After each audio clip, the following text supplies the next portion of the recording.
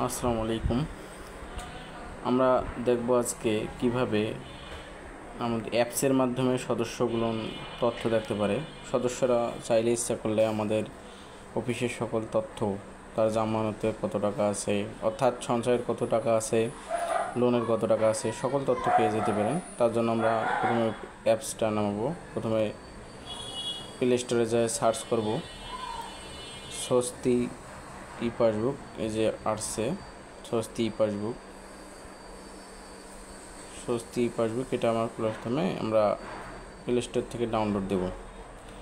আমরা ইনস্টল করে নিচ্ছি।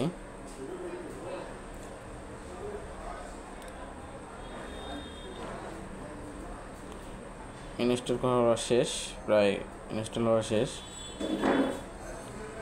এখন আমরা এখান থেকে এটা ওপেন করব।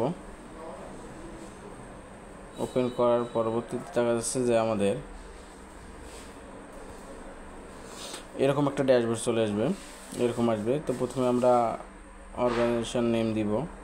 আমরা এখান থেকে দিব যে এপিএফসি, এটা দিলাম।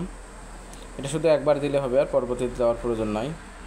এবং পরবর্তীতে এখানে ইউজার আইডি আমরা এখানে বসে দেব। ইউজার আইডি নিতে গেলে আপনাদের অবশ্যই মাঠ কর্মীর সঙ্গে যোগাযোগ করতে হবে। মাঠ কর্মীরা আপনাদের ইউজার আইডি দিবে। এটা ইউজার আইডি হচ্ছে একবার নিলে হবে, এটাও একবার বসে দিলে হবে, আর বসানোর প্রয়োজন নাই। পাসওয়ার্ডটা আমরা প্রথম অবস্থায় সবগুলোর ইউজার আইডি দেওয়ার পাসওয়ার্ডটা প্রথম অবস্থায় আমরা জানাই দিব আপনাদের। আপনারা যার যেটা হবে সেটা অনুযায়ী বসাবেন। এর পরবর্তীতে আমরা লগ ইন করব।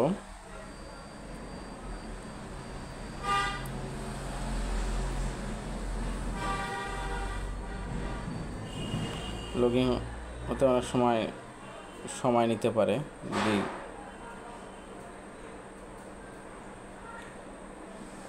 সময় নিলে আপনারা একটু চেষ্টা করবেন।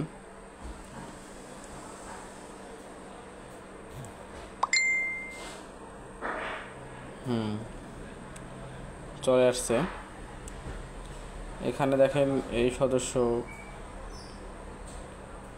সদস্যটির হচ্ছে এরশাদমোড় ব্রাঞ্চের ফিল্ড অফিসার আশরিফা খাতুন।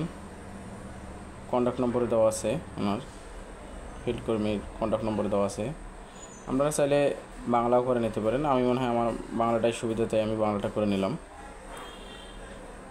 এখান থেকে এই সদস্য লোন কোনো নাই, সঞ্চয় আছে। কোন ধরনের সঞ্চয় আছে সেক্ষেত্রে আপনারা যদি সেই তথ্যটা দেখতে চান, এখানে বিস্তারিত দিবেন।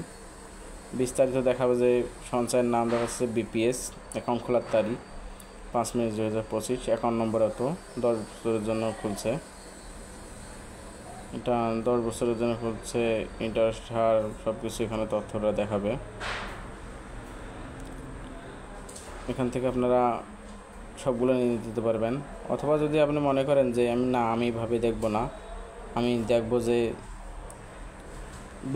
বিবৃতি হচ্ছে স্টেটমেন্টের মতো, স্টেটমেন্ট আকারে দেখব, তো আপনারা সেভাবে সঞ্চয় দিতে পারেন। কোন ধরনের সঞ্চয় দিবেন, ধরেন আমি বিশেষ সঞ্চয় দেখব, কত তারিখ থেকে কত তারিখ দেখবেন, ধরেন আমি 1 তারিখ থেকে দেব, 1 তারিখ থেকে আজ পর্যন্ত দেখব, আজকের দিন পর্যন্ত দেবো। এখানে দিলাম। এখানে দেওয়ার পর বিবৃতি দেখুন, এভাবে দেব। এখানে দেখা যাচ্ছে যে এখান থেকে সকল তথ্য চলে আসবে।